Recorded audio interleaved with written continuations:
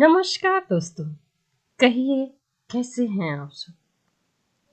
बसंत पंचमी की आप सबको खूब सारी शुभकामनाएं। बच्चों, मन से पढ़ें, सरस्वती माँ आप सब पे कृपा बनाए रखें। अपने लक्ष्य के प्रति हमेशा अग्रसर रहें। आपकी अपनी पसंदीदा कहानी में आपका स्वागत है। आइए सुनते हैं एक नई कहानी जिसका नाम है हाउस वाइफ। आवाज सरोज शर्मा। दोस्तों, हर लड़की का सपना होता है कि वो अपने घर में खुश रहे, मस्त रहे, मान मिले, सम्मान मिले, पति के द्वारा, परिवार के द्वारा। ऐसे ही ये कहानी है। उर्मिला जब शादी करके घर आई तो परिवार में उसे बहुत सारा प्यार मिला। पति बाहर में नौकरी करता था, इसलिए उसे उसके साथ जाना पड़ा। वहां जाकर उर्मिला के कंधे पर ही परिवार की सारी जिम्मेदारी आ गई थी, क्योंकि पति दिन भर ऑफिस रहता था। बाकी घर का काम उर्मिला स्वयं देखती थी। बच्चों के हो जाने के बाद उसकी जिम्मेदारी और बढ़ गई। उसकी शुरुआत सुबह के 5 बजे से होती थी। सुबह उठ के वो घर के कुछ काम करके बच्चों के चाय नाश्ता टिफिन की तैयारी में लग जाती थी। बच्चों के स्कूल जाने के बाद पति के ऑफिस जाने की तैयारी में लग जाती थी। जब सभी चले जाते थे तो घर की साफ सफाई, बर्तन और सारी चीजों को निपटा कर वह दोपहर के भोजन के लिए तैयारी में जुट जाती थी। उसके पास अपने लिए कुछ समय निकालने की फुर्सत ही नहीं थी। जब दोपहर का समय होता, बच्चे स्कूल से आ जाते थे तो बच्चों को कुछ खिला पिलाकर सुला देती थी। सुलाने के बाद बाजार जाती, राशन का सामान, सब्जियां लाना, ये सब सारी जिम्मेदारी उसी के कंधे पर था। शाम को बच्चों को जब उठाने पे पढ़ने के लिए बैठा देती। शाम को 5 बजे के बाद पति जब ऑफिस से आता था तो उसके चाय नाश्ता में लगी रहती थी। फिर रात का डिनर में लगकर सबको खिला पिलाकर रसोई की साफ सफाई करने के बाद ही वह बिस्तर पर जाती थी। इतना वह सब दिन भर करने के बाद भी वो बहुत ही खुश रहती थी। उसमें तनिक भी आलसपन या कुड़पन किसी चीज का नहीं था। वो बहुत ही खुशदिल महिला थी। एक दिन शाम को जब उमेश ऑफिस से आया तो काफी परेशान लग रहा था। चाय नाश्ता देने के बाद वह उमेश से पूछी कि क्या बात है, आप काफी परेशान लग रहे हैं। उमेश झुंझुलाते हुए कहा कि तुम क्या जानो, तुमको तो दिन भर अपने घर में ही रहना है। ऑफिस के काम ऑफिस में मैं संभाल लूंगा। ये सब में तुम ना पढ़ो तो अच्छा ही है। फिर भी वो उस पर गुस्सा नहीं हुई और प्यार से फिर एक बार पूछी, बताओ तो सही, क्या बात है, आज आप बहुत परेशान लग रहे हो। मैं इस गुस्से में बोला, तुम क्या जानो ऑफिस में कितना काम होता है, कितनी परेशानी होती है। तुम तो एक हाउसवाइफ हो। हाउसवाइफ ऑफिस के कामों के बारे में क्या जानेगी। यह सब सुनकर उर्मिला को बहुत बुरा लगा, पर फिर भी वो ध्यान नहीं दी। वहां से चुपचाप उठकर रात के खाने की तैयारी करने के लिए चली गई। कुछ दिनों बाद बच्चों के स्कूल में गर्मी की छुट्टियां हुई। बच्चे माँ से बोले कि माँ, हम लोग की छुट्टी हो गई, अब हम लोग कहीं घूमने चलते हैं। उर्मिला काफी खुश हुई और शाम को खाने पे बैठे, जब सभी परिवार के सभी सदस्य बैठे हुए थे तो उर्मिला ने पति से बोला, कि बच्चों का बहुत मन हो रहा है, छुट्टियों में कहीं घूमने चलते हैं, कुछ दिन के लिए बाहर चलो, सब घूम के आते हैं। यह बात सुनकर उमेश काफी गुस्से में बोला, तुम क्या जानो ऑफिस में कितना काम है? तुम तो एक हाउसवाइफ हो। बच्चों की छुट्टियां हो गई तो हाउसवाइफ का मतलब ये हुआ कि तुम्हारी भी छुट्टी हो गई और बच्चों के साथ कहीं घूमने चल चलो। यह बात सुनकर उर्मिला को बहुत दुख हुआ। उर्मिला दुखी थी, फिर भी उमेश बोले जा रहा था, तुम हाउसवाइफ क्या जानोगी?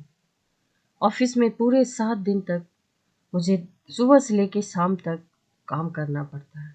ऑफिस वालों के बातों को सुनना पड़ता है, ध्यान रखना पड़ता है अपने कलीग वालों का, अपने बॉस का। तुम तो एक हाउसवाइफ हो, घर में पड़े पड़े रहती हो, काम ही क्या है तुम्हारे पास? ये सब होने के बाद भी बैठे बैठे तुम बाहर घूमने का प्लान बना लेती हो। ये सारी बातें सुनकर उर्मिला के आत्मसम्मान को बहुत ठेस लगी। दूसरे कमरे में जाकर वह रोते हुए सोचने लगी, आज अमित आज उमेश ने बच्चों के सामने मुझे इस प्रकार बोला, ये बहुत ही दुख की बात है। उसके आत्मसम्मान में को बहुत ठेस लगी। वह ये सोचने लगी कि यह सब आज तो निपटाना ही पड़ेगा।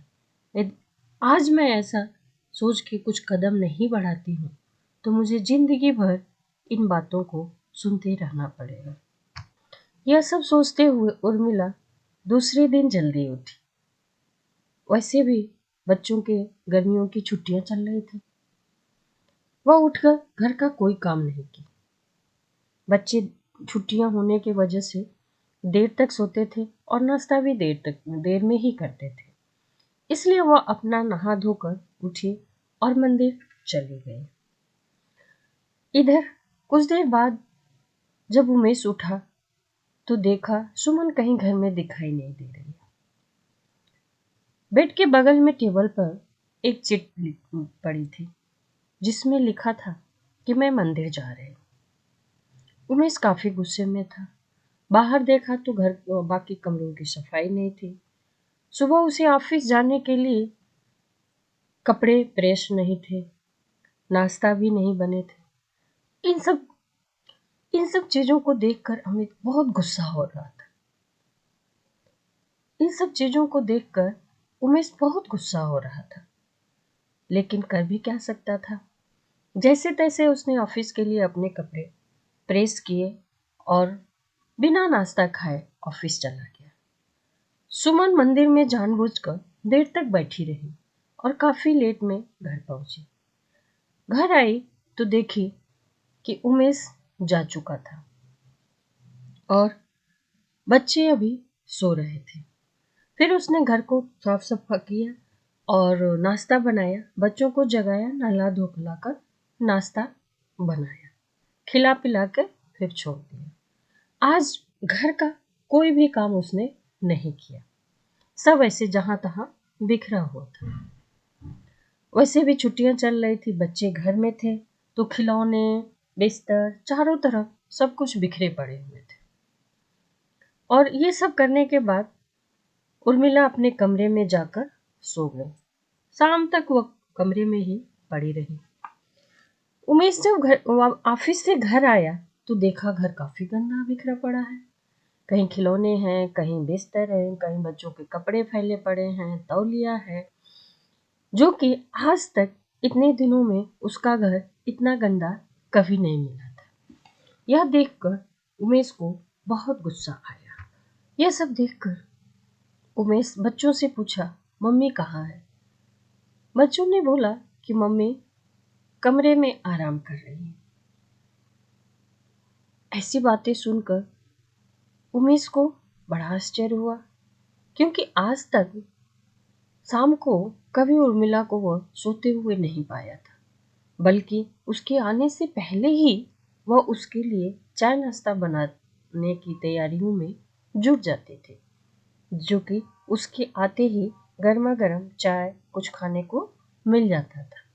यह सब सोचकर कि कहीं उसकी तबीयत तो ज़्यादा खराब नहीं हो गई, कुछ ऐसा तो नहीं हो गया। घबरा कर वह कमरे में भागा। कमरे में जाता है तो देखता है कि उर्मिला आराम नहीं कर रही है, बल्कि बेड पर लेटकर मोबाइल चला रही थी। जैसे ही उसने उर्मिला को इस हालत में देखा, वह गुस्से से चीख पड़ा कि घर की क्या हालत कर रखी है, और तुम तो आराम कर रही थी, कुछ हुआ नहीं है, फिर तुम यहाँ बैठ के क्या कर रही है? बच्चे खेल रहे हैं, घर को तो देखो कैसा हुआ पड़ा है, ऐसे कहीं घर रहता है? और ये भी नहीं सोचा कि मैं सुबह भी कुछ खाकर नहीं गया हूँ और शाम के लिए कुछ बना ले, तभी तक कुछ तैयारी भी नहीं की और मोबाइल देखने में बिजी हूँ। यह बात सुनकर उर्मिला बहुत ही सादगी और शांत तरीके से जवाब दी। बोली, कल तो तुम ही कह रहे थे, तुम तो एक हाउसवाइफ हो, घर में तुम करती ही क्या हो? दिन भर पड़े पड़े आराम करती हो। तो आज मैं वही कर रही थी, आराम कर रही हूँ, मुझे कोई काम नहीं है, मैं तो कोई काम करती नहीं हूँ। यह बात सुनकर उमेश को बहुत ही शर्मिंदगी महसूस हुई। उसको अपनी सोच पे घृणा आने लगी। वह ये सोचने लगा कि मैं कितना गलत था, कि घर के कामों को तुच्छ समझ रहा था, कुछ नहीं समझ रहा था, और अपने काम में को बहुत बड़ा समझ रहा था। उमेश अपने काम के आगे ये भूल गया था कि जिस काम को वो इतना तुच्छ और छोटा समझता है, उस काम के लिए उर्मिला दिन भर लगी रहती है। हमें तो ऑफिस वाले जो लोग भी हैं, उनको तो सप्ताह में एक दिन छुट्टी भी मिल जाती है, पर घर की जो हाउसवाइफ है, उसे किसी भी दिन कोई छुट्टी नहीं मिलती है। एक दिन उर्मिला के छुट्टी कर देने से पूरा घर तहस नहस दिख रहा है। ऐसा देखकर उमेश अपनी सोच पे बहुत शर्मिंदा हुआ और उर्मिला से माफ़ी मांगा। बोला कि तुम्हारे काम को जो मैं छोटा समझता था, उसके लिए बहुत शर्मिंदा हूँ।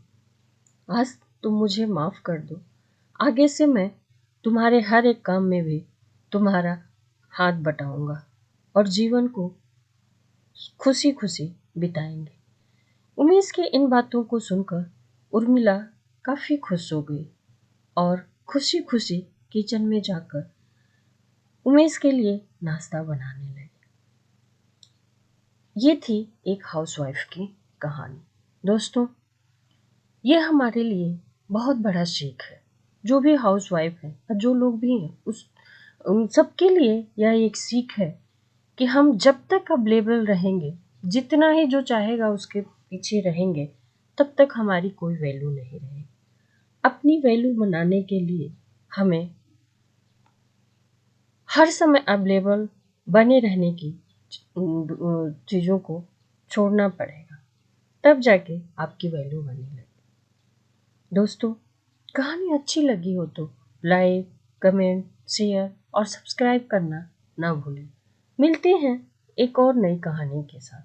तब तक के लिए खूब खुश रहें, मस्त रहें, व्यस्त रहें, एक दूसरे का ध्यान रखें। धन्यवाद।